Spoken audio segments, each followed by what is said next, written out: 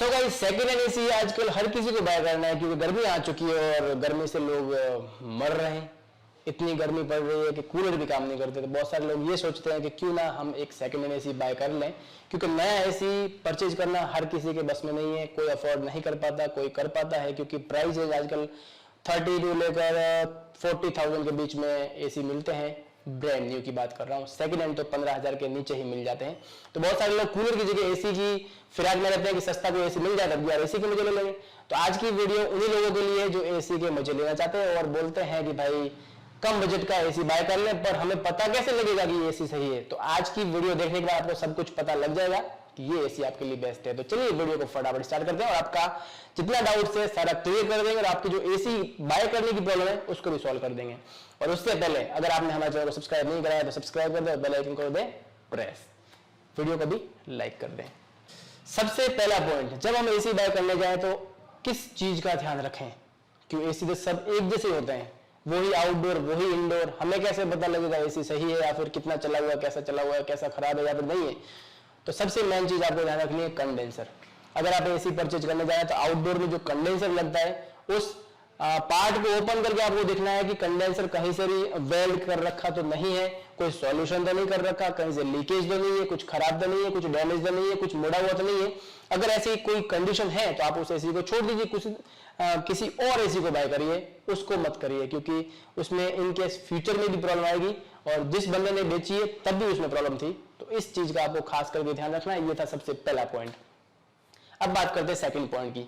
Second point की बात करें तो इंडोर में जो कूलिंग कॉइल होती है वो भी एक ज्यादा वैल्यूएबल चीज है और उस चीज को भी ज्यादा ध्यान से देखना चाहिए कि कहीं से कोई खराब या फिर कोई डैमेज तो नहीं है।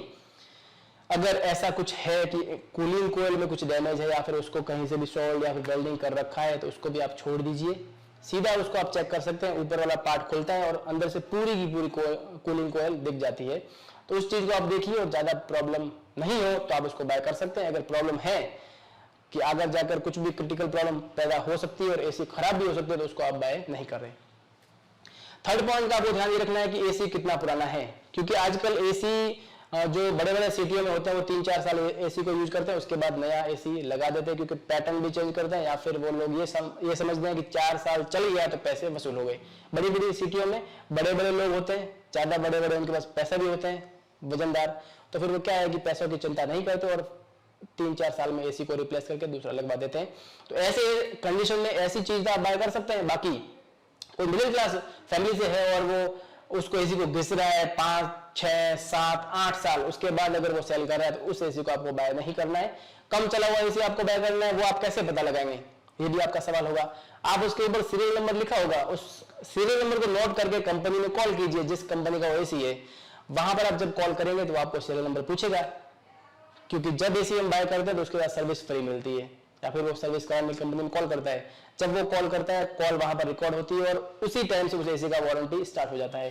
तो वो जब आपको पता लगेगा कि आपने कॉल किया है तो आगे से बोल देगा ये एसी है, इसका ये सीरियल नंबर आपने बता दिया, ये एसी इतना पुराना है और इसकी इतनी वारंटी बाकी है, तो आपको आइडिया पता लग जाएगा और आप आराम से उसको बाय कर सकते हैं। बिल्कुल सीधा और सिंपल मेथड है किसी भी एसी की वारंटी पता लगाने का। इसके बाद जो अगला पॉइंट है वो सबसे खास पॉइंट है और इस पॉइंट को आपको खास करके ध्यान में रखते हुए एसी बाय करना है। एसी जब कभी बाय करें तो कॉपर एसी ही बाय करें, प्रॉपर कॉपर होना चाहिए, भले इंडोर हो या फिर आउटडोर। कॉपर एसी बाय करेंगे तो लॉन्ग लास्टिंग होगी, लंबे टाइम तक एसी चलेगा और आपका एसी कूलिंग भी अच्छा करेगा। एनर्जी एफिशिएंसी होती है उसमें और अच्छे से कूल करने की कैपेसिटी कॉपर में होती है। तो आपके लिए बेस्ट है आप कॉपर एसी ही परचेज करें, क्योंकि सेकंड हैंड एसी है तो 3-4 साल अगर यूज किसी ने किया हो, अगर पहले किसी ने एसी बाय किया हो। एलजी में भी ऐसी प्रॉब्लम होती थी कि इंडोर में तो एल्यूमिनियम है और आउटडोर में कॉपर है, दोनों चीज कॉपर की होनी कंपलसरी है और दोनों चीज कॉपर की हो तभी आप एसी बाय करें। तो ये था चौथा पॉइंट और सबसे मेन पॉइंट।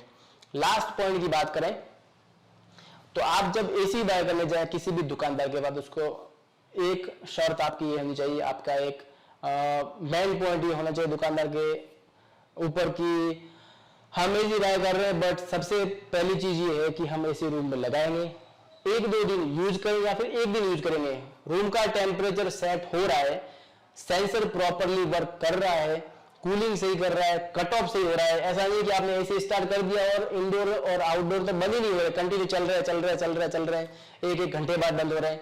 तो इसका मतलब ये है कि कंप्रेसर या फिर उस सेंसर में बहुत बड़ी दिक्कत है। तो ऐसे एसी को आपको बाय नहीं करना है और उसको आपको वापस उसी दुकानदार को चिपका देना है।